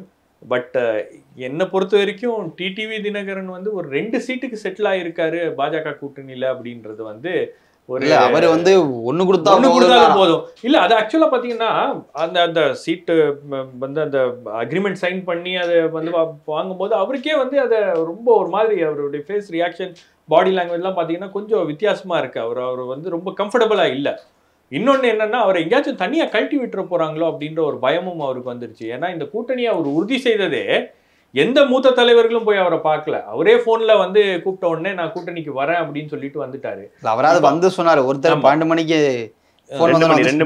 2 மணிக்கு போன் வந்த உடனே யோசனை வந்த உடனே கட்சியை கலைச்சிட்டாரு. பட் என்னன்னா உங்களுக்கு வந்து ஒரு 2 சீட்ஸ் வந்து ஓபிஎஸ்க்கு, 2 சீட் டிடிவிக்கு அப்படின்னும் போது இது என்ன மாதிரியான தாக்கத்தை அதிமுக மீது ஏற்படுத்தும் அப்படின்றது. இன்னொரு பக்கம் அதிமுக தொண்டர்கள்லாம் ரொம்ப கோபமாயிருவாங்க. இன்னொரு பக்கம் உங்களுக்கு வந்து சவுத்ல வந்து அது என்ன ரியாக்ஷன் வரும்னு தெரியல. பிஜேபி அண்ட் பிஎம்கே அலையன்ஸ் வந்து நார்த்ல இப்படி வந்துட்டாங்க, சவுத்ல வந்து அது என்ன மாதிரியான ரியாக்ஷனை கொண்டு வரும் அப்படின்றதும் ஒரு விஷயமாக இருக்கிறது. அடுத்து 2 பெண் கேண்டிடேட்ஸ் நிற்கக்கூடிய தொகுதி. முக்கியமான தலைவராக கனிமொழி அவர்கள் தூத்துக்குடியில களமிறங்குறாரு. தென்காசியில ராணி ஸ்ரீகுமார் நிற்கிறாங்க. தென்காசி வேட்பாளராக இருந்த தனுஷ்குமாருக்கு ஏன் வாய்ப்பு மறுக்கப்பட்டது, இந்த ராணி ஸ்ரீகுமார் பத்தியும் அண்ட் தென் தூத்துக்குடியில கனிமொழி அவர்கள் குறித்து. தனுஷ் எம் குமாருக்கு வாய்ப்பு மறுக்கப்படும் அப்படின்றது எதிர்பார்க்கப்படாத ஒரு விஷயமா தான் இருந்துச்சு. ஆனால் வந்து அந்த ஃபைட்டில் நிறைய பேர் இருந்தாங்க. ஆக்சுவலி தென்காசியில் எப்படியா திமுக வேட்பாளர் ஆகிடணும் அப்படின்றதுல ஈவன் பரிமளா அப்படின்றவங்க கூட இருந்தாங்க, செல்லதுரை இருந்தார், இன்னும் 2-3 பேர் கூட ட்ரை பண்ணிட்டு இருந்தாங்க. ஆனால் தனுஷ் எம் குமார் ஒரு மாதிரி இளைஞர் அணியில் வந்துருவாருன்றதான் எல்லாரோட எக்ஸ்பெக்டேஷன்ஸாக இருந்துச்சு. ஆனால் ராணி எம் குமார் கொடுத்துருக்கிறது ஒரு சர்ப்ரைசிங் ராணி ஸ்ரீகுமார் கொடுத்த ஒரு சர்ப்ரைசிங் மூவ் தான். ஆனால் பட் அவங்க பேசிக்கலாகவே ஒரு திமுக குடும்பத்தை சேர்ந்தவங்களாக தான் இருக்கிறாங்க கண்டினியூஸாக. அவங்க ஹஸ்பண்ட் வந்து திமுக விவசாய அணியில் இருக்கிறாரு, அண்ட் வந்து அந்த பகுதியில் நிறைய கவர்மெண்ட் கான்ட்ராக்ட் எடுத்து பண்ணக்கூடிய இருக்காரு. இவங்களுமே வந்து ஒரு டாக்டராக இருக்கிறாங்க. அப்படின்றப்ப அவங்களுக்கு இயல்பா சீட் கிடைச்சதுல ஒரு டிசர்விங்காக தான் இருக்கிறாங்க. அவங்க ஃபேமிலியில் ஒரு எக்ஸ் எம்எல்ஏவும் இருக்காரு, எக்ஸ் டிஎம்கே எம்எல்ஏவும் இருக்காரு. கரெக்ட். ஆக்சுவலி ஃபேமிலியே குடும்பமே திமுக குடும்பம் அப்படின்னு அந்த ஒரு லாயல்ட்டிக்கு வந்து கொடுத்துருக்கக்கூடிய ஒரு வாய்ப்பாக இருக்கிறது. நிறைவா ஸ்டார் தொகுதி தூத்துக்குடி உங்களுக்கு வந்து கனிமொழி கருணாநிதி. தென்காசியுமே ஸ்டார் தொகுதி தான். இப்போ நீங்கள் வந்து கிருஷ்ணசாமி நிற்க வாய்ப்பு இருக்கிறது, ஜான் பாண்டியன் நிற்பாருன்னு சொல்லி பேசுகிறாங்க. இல்லைனா ஜோகோ வேண்புவினுடைய சிஷ்யன் ஆனந்தன் ஐயாசாமி நிற்பாருன்றாங்க. அப்படி அதுவுமே கொஞ்சம் வெயிட்டான தொகுதியாக தான் மாறி இருக்கு. ஆக்சுவலி இங்கே மட்டும் கனிமொழி மட்டும் தான் நிற்கிறாங்க. ஆப்போசிட்டில் வந்து கனிமொழி அளவுக்கு யாருமே இல்லைன்ற லெவலில் இருக்குது தூத்துக்குடியாச்சும். ஓகே, தென்காசியில் எல்லாருமே ஈக்குவல் ஃபைட்ஸ் கொடுக்குற மாதிரி இன்ட்ரெஸ்டிங்காக இருக்குது. ஏன்னா தென்காசியில் உங்களுக்கு கடந்த முறை டாக்டர் பிடி இவர் கிருஷ்ணசாமி, புதிய தமிழகம் கிருஷ்ணசாமிக்கு கிட்டத்தட்ட ஒரு 3.5 லட்சம் ஓட்டு வந்துச்சு அதிமுக கூட்டணியோட. இந்த வாட்டியும் வந்து அவர் அதிமுக கூட்டணியில் தான் போகிறாரு. அவருக்குன்னு ஒரு 1.25 லட்சம் வாக்குகள் வந்து அவர் சேகரித்து வச்சிருக்க ஒரு கிரவுண்ட் ஒர்க் பண்ணியிருக்காரு. அவருடைய மகனுக்காகவும் வந்து சீட் ட்ரை பண்ணிட்டு இருந்தாரு. பட் அது சரியாக வரல அப்படின்னாங்க. பிஜேபியோடையும் பேசிட்டு இருந்தாங்க. இன்ஃபேக்ட் பிஜேபியோட பேசும்போது அவர் கேட்டது ராஜ்யசபா. ஆனால் பிஜேபியால் ராஜ்யசபா நாங்கள் கமிட் பண்ண முடியாது, எங்களால் வந்து எல்லாருக்கும் ராஜ்யசபா கொடுக்க முடியாது, எல்லாம் வரவெல்லாம் ராஜ்யசபா கேட்குறீங்க அப்படின்ற மாதிரி அவங்க இருந்தாங்க. பட் அது அவர்களால் முடியாது அப்படின்னோடனே அவர் அதிமுக பக்கம் போறதா முடிவு எடுத்துட்டாரு. அந்த ஓட் கன்வர்ஷன் அப்படின்றது நடக்கும் அப்படின்னு எதிர்பார்க்குறாங்க. தூத்துக்குடி தொகுதியும் நிறைவா இதுதான் 21வது தொகுதியை நான் தூத்துக்குடியை குறிப்பிடுறேன். தூத்துக்குடியில் ஆப்போசிட்லேருந்து யாரெல்லாம் களமிறங்க வாய்ப்பு இருக்குது, அந்த தொகுதியில் கனிமொழி அவர்கள் நிற்கும் போதே ஒரு வெற்றி வேட்பாளர்னு சொல்லி நிற்கலாம். அந்த அளவுக்கு திமுக அங்கே ஸ்ட்ராங்காக இருக்குது. ஃப்ளட்ல கூட சிறப்பாக ஒர்க் பண்ணாங்கிற சில விஷயங்கள்லாம் சொல்லப்படுது. உங்களுடைய பார்வை? தூத்துக்குடியில் கனிமொழி திமுக சார்பாக நிற்கிறாங்க. மற்ற பார்த்தீங்க அப்படின்னா மேபி சரத்குமார் யாரையா ஒருத்தர் நிறுத்துவார்னு சொல்லி அங்கே எதிர்பார்க்குறாங்க. மேபி தொகுதி ஒதுக்கப்பட்டால் இருக்கலாம். ஆனால் சசிகலா புஷ்பாவும் வந்து அந்த சீட்டை ட்ரை பண்ணிகிட்டு இருந்தாங்க. ஸோ அப்படி பார்க்கும் பொழுது உங்களுக்கு ஆப்போசிட்டில் பாஜக சற்று வலுவான கேண்டிடேட்ஸ் நிப்பாட்டு கண்டிப்பாக ட்ரை பண்ணுவாங்க. அதிமுக இன்னும் யாரையும் அறிவிக்கலை. ஸோ மேபி தூத்துக்குடியில் அப்படி ஒரு பேட்டில் இருந்தால் கூட கனிமொழி அளவுக்கு ஈடு கொடுத்து ஓடக்கூடிய வேட்பாளர்களா வேறு யாரும் இருப்பாங்களான்னு சற்று சந்தேகமாக தான் இருக்கிறது. போன தடவை தமிழிசை விசஸ் கனிமொழி இருந்தது. ஆனால் இந்த முறை தமிழிசை அவர்கள் தூத்துக்குடிக்கு போகிறதுக்கு வாய்ப்புகள் இல்லைன்னு பார்க்கலாமா? இல்லை, அதான் அது மேபி சரத்குமார் வர்றதுக்கு முன்பு வரைக்கும் அந்த விஷயங்கள் இருந்திருக்கலாம்னு நான் நினைக்கிறேன். இப்போ தமிழிசைக்குமே தூத்துக்குடி போகிற விருப்பம் இருக்கா? தெரிஞ்சே தோக்குறதுக்கு தமிழிசை விரும்ப மாட்டாங்கல்ல. அவங்க அட்லீஸ்ட் ஒரு டஃப்பாவது கொடுத்து பார்ப்போம் எங்கேயாவது அப்படின்ற இடத்துல தான் நகருவாங்கன்னு பார்க்குறேன். ஏன்னா தூத்துக்குடி இப்போ வரையும் அவங்க போவே இல்லை. தூத்துக்குடியில் பெரிய அளவுக்கு அவங்க ஒர்க் பண்ணல. ஆக்சுவலி அவங்க ஒர்க் பண்ணுறது அப்படின்னு பார்த்தீங்கன்னா உங்களுக்கு தென் சென்னை அல்லது தூத்துக்குடியும் வந்து ஒரு வாய்ப்பு இருக்கிறது அப்படின்றாங்க அவங்களுக்கு. பட் அவங்க அவ்வளோ கம்ஃபர்டபுளாக அங்கே ஒர்க் பண்ணலை அப்படின்றது தான், அவ்வளோ கான்ஃபிடென்ட்டாக இல்லை அப்படின்றது நான் பார்க்குறேன். தூத்துக்குடி போகிறதுக்கு புதுச்சேரியே போயிடலாம். ஆமாம், ஏன்னா அவங்களுக்கு இல்லை அவங்க தமிழ்நாட்டில் தான் நிற்பேன்னு சொல்லிட்டாங்க. அதான் 2,14,000 மோடி நினைச்சா இணைச்சிடுவார் தமிழ்நாட்டோட. இல்லை 2,14,000 வாக்குகள் போன வாட்டி தமிழிசைக்கு. ஆனால் அந்த விக்ட்ரி மார்ஜின் அப்படின்றது பார்த்தீங்கன்னா கிட்டத்தட்ட ஒரு 3 லட்சத்துக்கு மேலே வாக்கு வித்தியாசம் தான் கனிமொழி ஜெயிக்கிறாங்க. அவங்களுக்கு வந்து 5.60 லேக் ஓட்ஸில் வந்து அவங்க ஜெயிக்கிறாங்க அப்படின்னும் போது, அதுவும் சமீபத்தில் வந்த புயல் அதுக்கு வந்து உரிய நிதியை மத்திய அரசு கொடுக்கலங்கிற ஒரு பரப்புரைகள் அதெல்லாம் அடுத்த நாள் அங்கே போனாங்க. அதையும் நம்ம பார்க்கணும். நீங்கள் சஸ்பெண்ட் ஆன அடுத்த நாள் அங்கே போகிறாங்க. அதுக்கப்புறம் வந்து எந்த முக்கியமான விஷயமா இருந்தாலும் அவங்க தூத்துக்குடி. இன்னும் குறிப்பா சொல்ல போனோம்னா போன எலெக்ஷன்ல வந்து அவங்க தூத்துக்குடியில நான் இருப்பேனான்னு யோசிக்காதீங்க, நான் இங்கே தான் இருப்பேன்னாங்க. இப்போ வரைக்கும் வந்து அவங்க மோஸ்ட்லி எந்த இஷ்யூஸ் வந்தாலும் தூத்துக்குடியிலே இருக்கிறத பார்க்க முடியுது. அங்கேயே ஒரு வீடு எடுத்து தங்குறது, அந்த மக்களோடய இருக்கிறதையும் பார்க்க முடியுது. இல்லை அவங்க அதான் சொல்கிறேன், ஒரு கலை நிகழ்ச்சி, ஒரு கேம்ப்பு, ஒரு அதாவது எம்ப்ளாய்மெண்ட் கேம்ப் ஏதாவது ஒன்று போடுறாங்க. தூத்துக்குடிக்கான அந்த முன்னுரிமை, அந்த முக்கியத்துவம் அப்படின்றது அவங்களுடைய செயல்பாடுகளில் தொடர்ந்து இருந்துகிட்டே இருக்கு. அதுல ஒரு கன்சிஸ்டன்சி இருக்கு. அவங்க எல்லா விஷயங்கள்லயும் வந்து தூத்துக்குடியை விட்டு கொடுக்காம அவங்க வந்து போறாங்க. டெல்லியில ஒரு பிரச்சனை இருந்தாலும் தூத்துக்குடியில ஒரு விஷயம் நடந்துருச்சு அப்படின்னா உடனே அவங்க கிளம்பி வராங்க.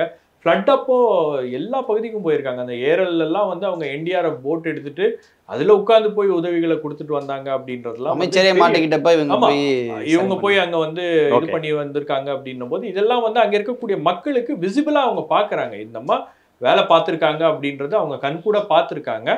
அதனால அந்த நம்பிக்கை அப்படின்றது அந்த கேண்டிடேட் மேல இன்னும் உறுதியாக இருக்கிறது அப்படின்னு நான் பாக்குறேன். இதை தாண்டி நாமக்கல்ல உதயசூரியன் சின்னத்துல கொங்கு நாடு மக்கள் தேசிய கட்சி நிக்க போறாங்க.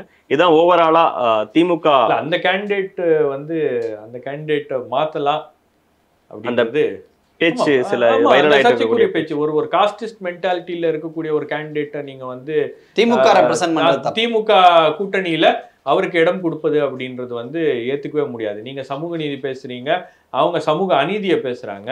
அப்போ இது எந்த வகையில வந்து இந்த கேண்டிடேட்டோ இந்த கூட்டணி நீங்க சொல்லக்கூடிய கொள்கை நீங்க உயர்த்தி பிடிக்கின்ற அந்த அத்தனை கோஷங்களுக்கு எதிராக இருக்கக்கூடிய ஒரு நபரை நீங்க வந்து அங்க கேண்டிடேட்டா போட்டிருக்கீங்க. மேபி கொங்கு நாடு மக்கள் கட்சியை அவங்க வந்து கொஞ்சம் அழுத்தம் கொடுக்கலாம், இந்த கேண்டிடேட்டை மாத்துங்க அப்படின்ற மாதிரி கொடுக்கலாம். பட் அது அவர்கள் செய்வார்களா அப்படின்றது ஒரு பிரச்சனை. ஒட்டுமொத்தமா திமுக நிற்கக்கூடிய உதயசூரியன் சின்னத்துல நிற்கக்கூடிய 22 வேட்பாளர்கள் பத்தியும் உங்களோட ஒப்பீனியன், அவங்களுடைய பேக்ரவுண்ட்ஸ் அப்படிங்கிற பல அனாலிசிஸை கொடுத்துருக்கீங்க. உங்களுடைய நேரத்திற்கும் கருத்திற்கும் மிக்க நன்றி.